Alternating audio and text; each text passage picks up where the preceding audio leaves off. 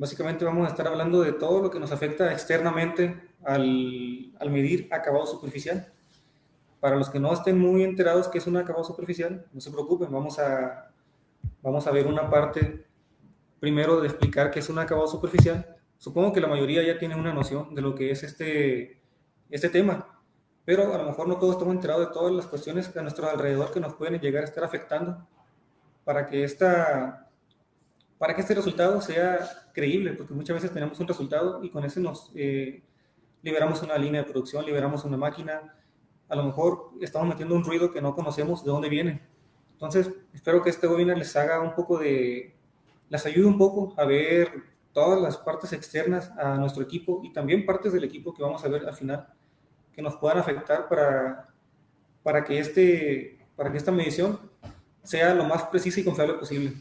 Entonces, comenzamos con la primer presentación. Bueno, mi nombre es José Luis Arias Aguirre, soy del departamento de SFG, donde calibramos todo lo que es perfil, rugosidad, redondez, entre otros equipos.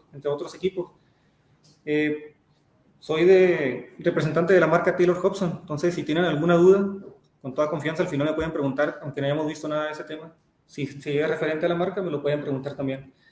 Y sobre el tema también, no lo voy a hacer muy teórico para no hacerlo muy pesado, pero tengan confianza de preguntarme cosas más específicas como normas, parámetros o algunas otras cosas que tengan duda. O igual al final pueden conseguir mi número para aclarar todas las dudas.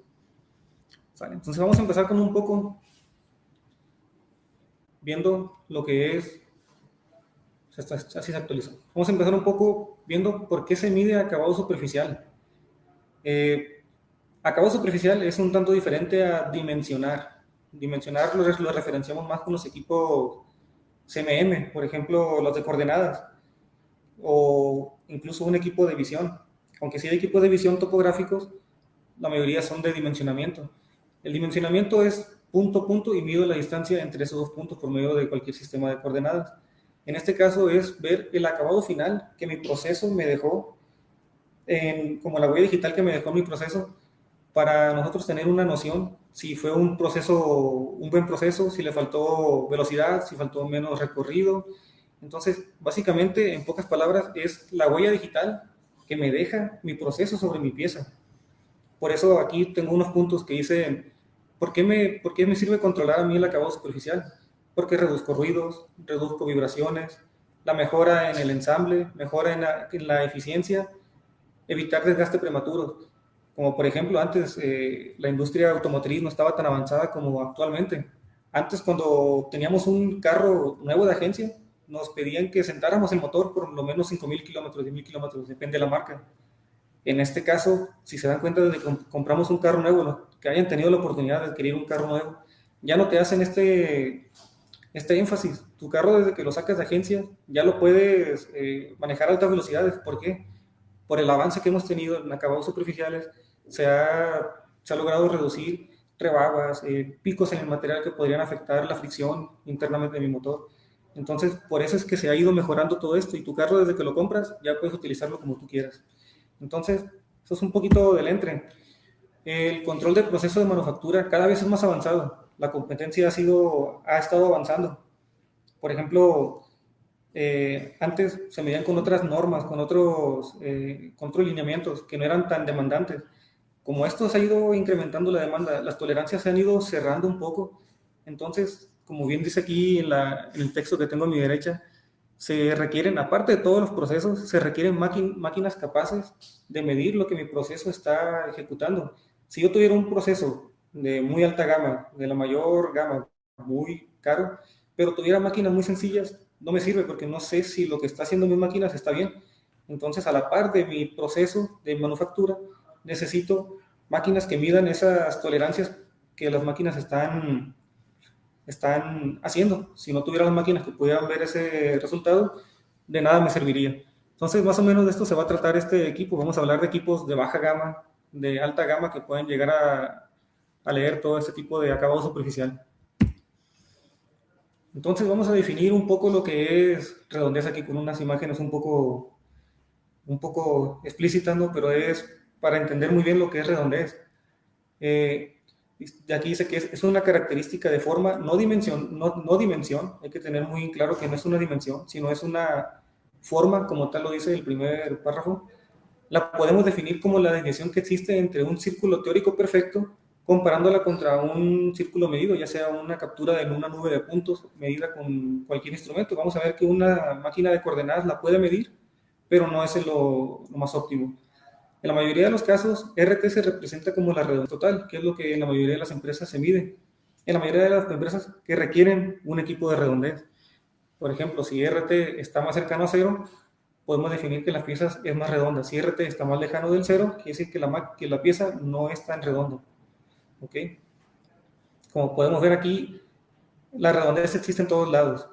Tan demandante como la esfera que podemos ver a la izquierda, donde nos pide a lo mejor una redondez muy cercana a cero, o en un disco, que no tiene que tener una tolerancia tan cerrada, pero requerimos que sea una redondez específica para que no peguen los costados de nuestra lectora. Vamos a ver un poco de todos estos temas. En este siguiente diapositiva que voy a presentar, voy a dejar un poco más claro por qué los diámetros no es lo mismo que redondez. Muchas veces las personas confunden un diámetro es lo mismo que redondez. Como podemos ver aquí en el video, ahorita va a salir una pieza de forma triangular. Como pueden ver, esta pieza en forma triangular tiene el mismo diámetro que el círculo que vimos anteriormente, pero la forma de esta pieza no es la misma. Si pueden ver aquí con un vernier o un calibrador, me está dando el mismo diámetro en todas las caras que lo evaluamos, pero la forma no es la correcta. Imagínense tener una pieza con la forma triangular del lado derecho, si la medimos únicamente con un vernier, si nos da nuestro diámetro y la colocamos internamente, fugaría aceite, líquido, aire, fugaría por las caras laterales. Entonces lo ideal es tener una redondez como la de la parte izquierda, que nos aseguramos que la forma, como bien lo quiero especificar, la redondez no es un diámetro, es una característica de forma. ¿Qué tan deforme es nuestro círculo? Entonces, si tuviéramos una pieza como la de la derecha, el triángulo, como lo indica, tuviéramos una redondez muy alta. Quiere decir que la forma de esa pieza no es la mejor forma. A lo mejor la queremos así, pero sirve para controlar esa parte. Y el diámetro lo podemos medir con muchas partes, ya sea con muchos equipos de medición. Por ejemplo, un vernier, una CMM, medidores de altura. Todos esos equipos nos pueden ayudar para medir un diámetro, pero para medir forma sí requerimos algún equipo un poco más específico. Existen muchos equipos para medir forma. Un bloque NV con un indicador de carátula, una CMM lo puede llegar a medir. Un equipo de redondez sería lo más óptimo, que es lo que vamos a ver a continuación. A la par, dentro de acabado superficial también está la parte de rugosidad. Rugosidad o perfil, que están en conjunto. Como podemos ver el gráfico que está a la derecha, el primer gráfico que se ve, es un conjunto que tiene todas las propiedades, tanto perfil como rugosidad. Esos perfiles, si lo vamos filtrando, como pueden ver en la parte de abajo, quitamos la parte de la rugosidad y nos queda únicamente ondulación. Si filtramos la ondulación, nos queda únicamente el acabado superficial. Entonces aquí es muy importante entender que la rugosidad es el componente filtrado de un perfil obtenido con un equipo.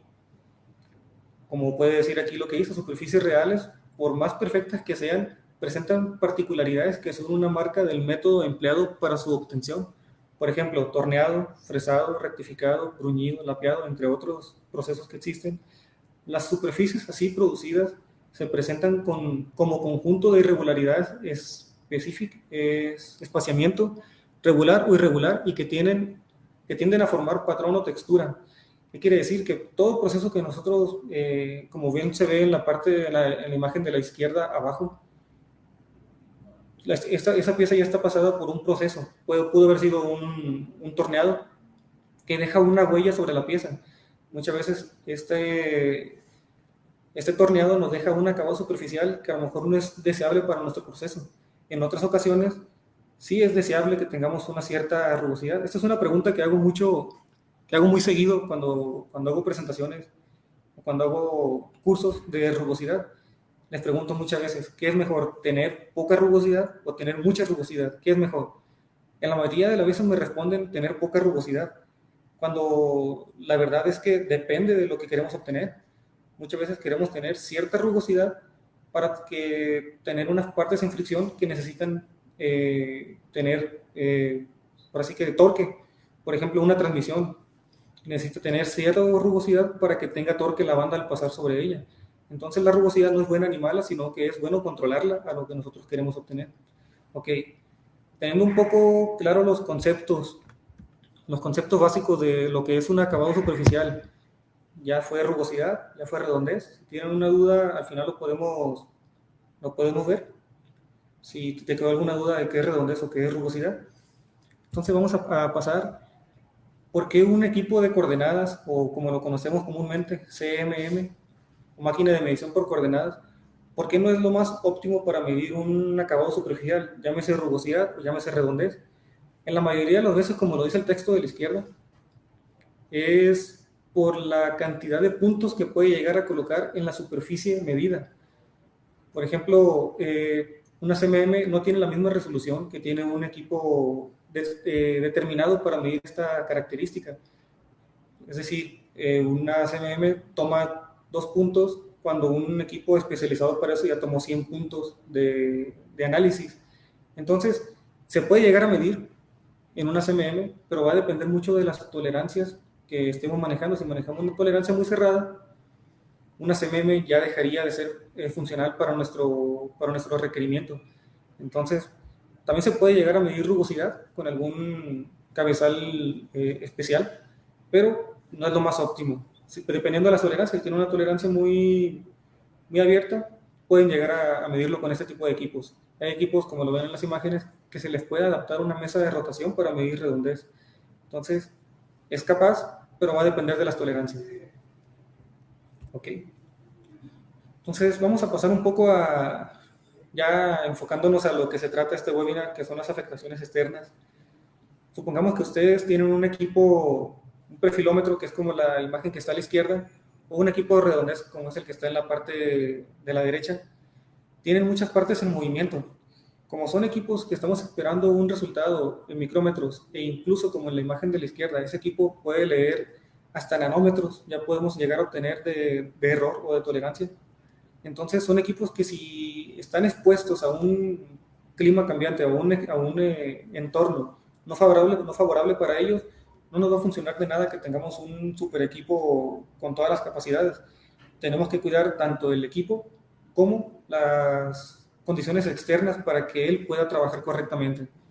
Entonces, básicamente, las partes físicas de estos equipos son muy similares. Es una columna, un brazo, un husillo, que es la mesa de rotación que se ve donde colocamos la pieza, un control, monitor, CPU y todos los periféricos.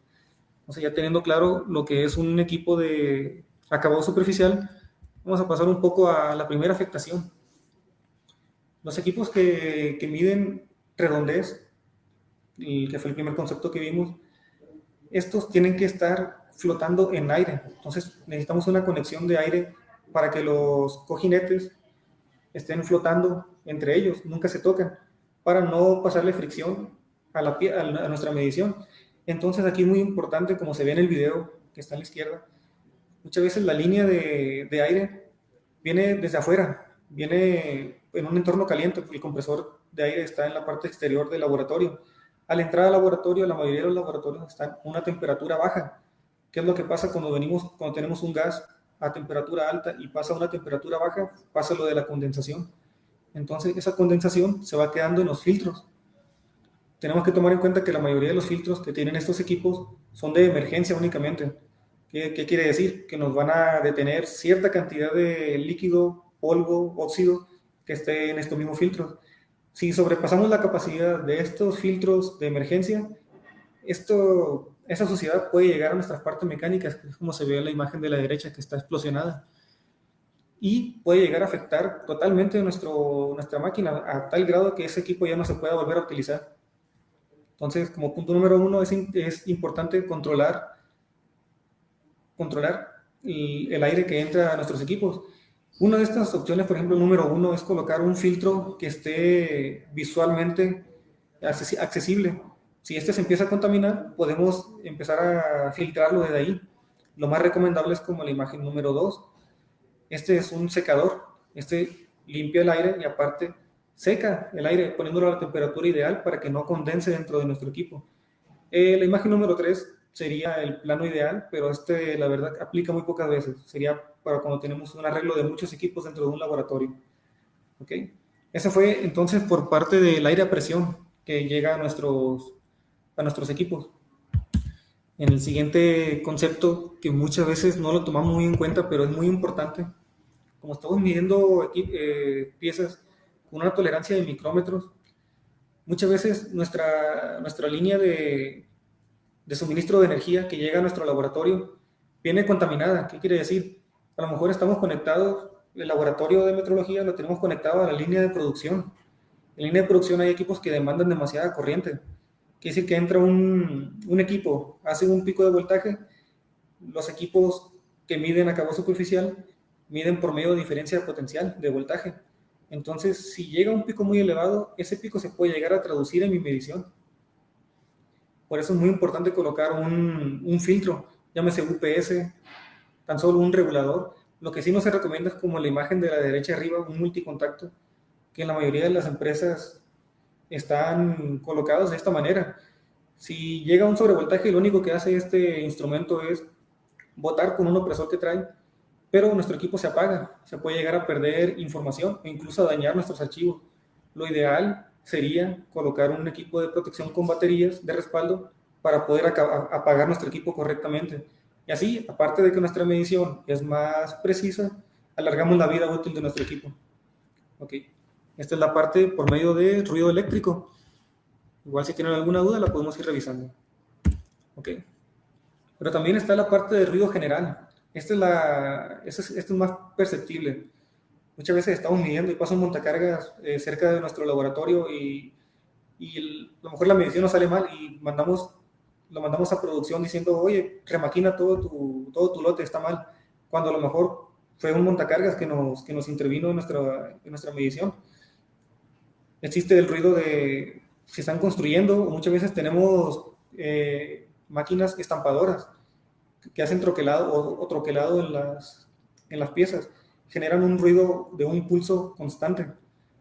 Eso también nos puede llegar a afectar en la medición considerablemente. Obviamente va a depender, si estamos midiendo piezas con una tolerancia muy abierta, a lo mejor este ruido no nos afecta, pero si estamos midiendo una rugosidad o un acabado superficial o una redondez que tiene una tolerancia muy pequeña, llámese 0.5 micrómetros, 0.05 micrómetros, entonces todo esto nos puede llegar a afectar considerablemente. Otro punto que tomamos en cuenta muy poco es la música dentro del laboratorio. Me ha tocado, como soy ingeniero de servicios, me ha tocado ir a prestar servicios en donde tienen la música a todo volumen. Entonces, al momento de yo empezar a medir, no me dan mis resultados. A veces me da pena pedir que baje un poquito el volumen. Créanme, aunque parezca muy extremista, bajando el volumen de esta música, mis resultados me llegan a dar. Entonces, por mera experiencia, la música también nos puede llegar a afectar, ya que estamos en un laboratorio, por lo general son pequeños, paredes cuadradas, el ruido rebota hacia todos lados y hace que incida en la pieza o en mi equipo y mi medición se explote en cuanto a los resultados que yo deseo. Esta es por parte de ruido general. También tenemos la parte muy importante que yo creo que es la que más consideramos todos los metrólogos y todos los laboratorios, que es la parte de condiciones ambientales. Las condiciones ambientales tiene mucho que ver, o lo consideramos más, con temperatura. Una temperatura muy alta dilata mi material y hace que mi pieza se salga de mi tolerancia, o un frío muy bajo puede hacer que los equipos no trabajen correctamente. Muchas veces me preguntan, ¿cuál temperatura es la ideal? Como experiencia propia, no recomiendo una temperatura ideal, sino la fluctuación entre ellas. Que dentro de una hora no exista variaciones de 2 grados centígrados. Si estamos teniendo en una hora variaciones de 2 grados centígrados arriba, 2 grados centígrados abajo, las mediciones se me han llegado a ver comprometidas. Entonces, muchas veces es mejor tener una temperatura constante que tener una temperatura 16 grados fija. Es mucho mejor tener una temperatura que no oscile más de 2 grados en una hora. También las ventilas de aire. En ocasiones estos equipos al ser tan precisos, se colocan debajo de una ventila de aire acondicionado. El aire les pega directamente y esto llega a afectar. En una ocasión, como experiencia propia, un equipo lo instalamos en un costado de una puerta de laboratorio. Yo al estar midiendo me percaté que cada que abrían y cerraban la puerta, mi medición me salía de tolerancia. Entonces, el aire de la puerta al abrir y cerrarla incide también en mi medición. Es muy importante contemplar esto también, no colocar los equipos cercanos a una puerta que se esté abriendo constantemente. Colocar los equipos cerca de una ventana donde pega el sol directamente también es perjudicial, porque puede que el laboratorio esté controlado a una temperatura constante, 20 grados, dígase, pero el sol le está pegando directamente al equipo. Entonces el equipo a lo mejor está a 30 grados y no nos damos cuenta. Esto le puede dañar en mi medición o puede hacer que el equipo no esté trabajando correctamente. Este es por parte de condiciones ambientales. Y, por ejemplo, muchas condiciones también al medir que no contemplamos. Por ejemplo, como se puede ver en la imagen de la izquierda arriba, que tenemos una punta dañada. Como pueden ver en la siguiente imagen que está seguida de la punta dañada, una punta dañada funciona como un filtro, ya que si tenemos una punta astillada, no logra incidir en los valles más profundos, por lo cual mi rugosidad me va a dar mucho mejor. Entonces, nunca nos damos cuenta porque la rugosidad me dio dentro de mi tolerancia, pero a lo mejor no estamos contemplando que mi punta está dañada y no está viendo toda esa superficie de la cara de la pieza que estoy midiendo. Entonces, hay que contemplar mucho el tema de la punta. Si la punta está dañada, es como un filtro mecánico, no está tocando todas las superficies de mi pieza. Como se ve en la imagen de la derecha, una pieza desalineada hace lo mismo, hace el mismo efecto, hace que la punta no logre llegar a los valles más profundos, filtrando también la superficie. Y, por ejemplo, la punta debería estar como en la imagen de abajo, para el tema de acabado superficial. ¿Por qué para redondear no puse un ejemplo de las puntas? Porque es mucho más notorio cuando la punta se llega a dañar. En rugosidad, como estamos hablando de la punta, por lo general, el estándar es de 2 micrómetros de radio de la punta, no lo podemos ver a simple ojo. Tenemos que colocar un equipo, ya sea un microscopio o un comparador óptico que nos ayude a ver si la punta está dañada. Entonces, si nuestra rugosidad siempre nos da bien y nunca se nos está disparando, hay que ponerle atención a la punta que no esté dañada. Y la última imagen que tengo aquí, la de abajo al centro, es un perfil sin un filtro, bueno, con mucho ruido a su alrededor. Como pueden ver, el gráfico sale con mucho ruido. Eso al momento de evaluar RA, RZ, cualquier otro parámetro que midan, RQ no se diga, me va a afectar bastante al momento de querer obtener un buen resultado. Por último, vamos a hablar un poco de la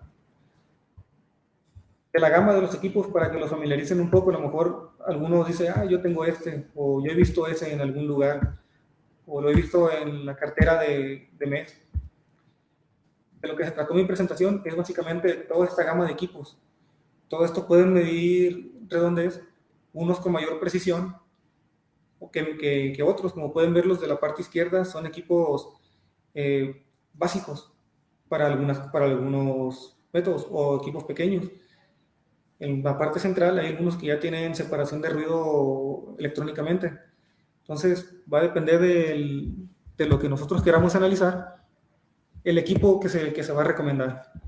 De igual manera, esta es la gama para equipos de contorno o acabado superficial.